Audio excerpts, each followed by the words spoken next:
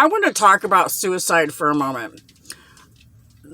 There have been times when I myself have had to get down on my knees and pray to God because of how much physical or mental pain I was in. But I've never, ever, ever, ever, in the course of the worst case scenario that I've ever dealt with in my situation, thought of committing suicide.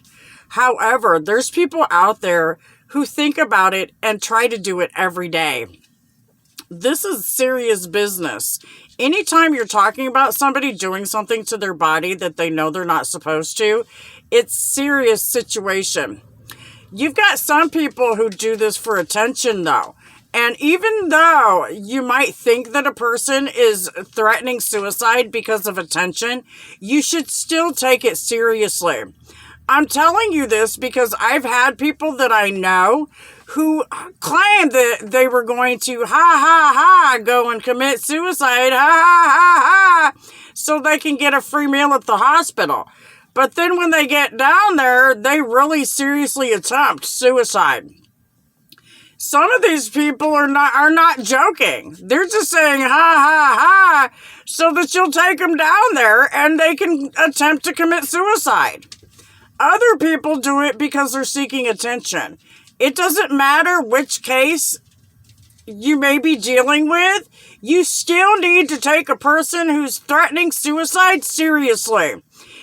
If you have to, call the authorities, because they do have a law where they can put somebody who's threatened their own life into the hospital or into law enforcement hands for mental health evaluation for 72 hours or longer if necessary, case by case pending. It's never something that you should ever laugh at or overlook when somebody tells you that they want to take their life.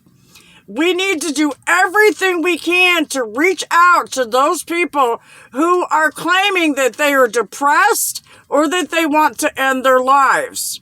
This isn't just a religious thing. This is serious business. It's a life or death situation that we all need to talk about. Failing to do so is why people commit suicide. It's one of the main reasons that we have this situation in our country as large as it is. We're failing to communicate with each other, failing to connect, and failing to come together, which is a huge problem right now in America and across the world, unfortunately, because of this COVID situation. I challenge everybody to reach out to your neighbors everywhere you live and make sure that they're okay at least. Even if you don't know them or they're not somebody that you would normally associate with.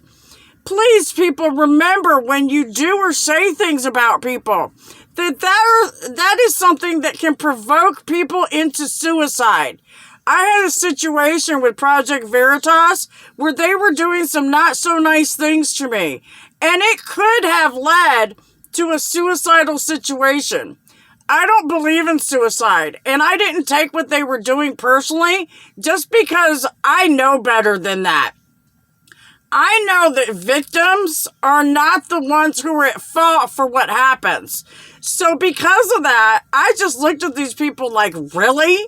And kept pushing. Because that's what you're supposed to do when people behave like that. What these guys did was inexcusable. And it could have cost me a serious path of depression along with suicide if I wasn't mentally stable. Just something to think about for those who are out there who were doing and saying things to others and thinking it's funny. You can legally be held responsible for pushing somebody over the edge and into suicide. So remember this when you treat people the way you do, because it will come back to haunt you. If you don't answer for it here on this earth, you're going to answer for it when God calls you home. With God's love, God bless America. Have a blessed day. And back the blue.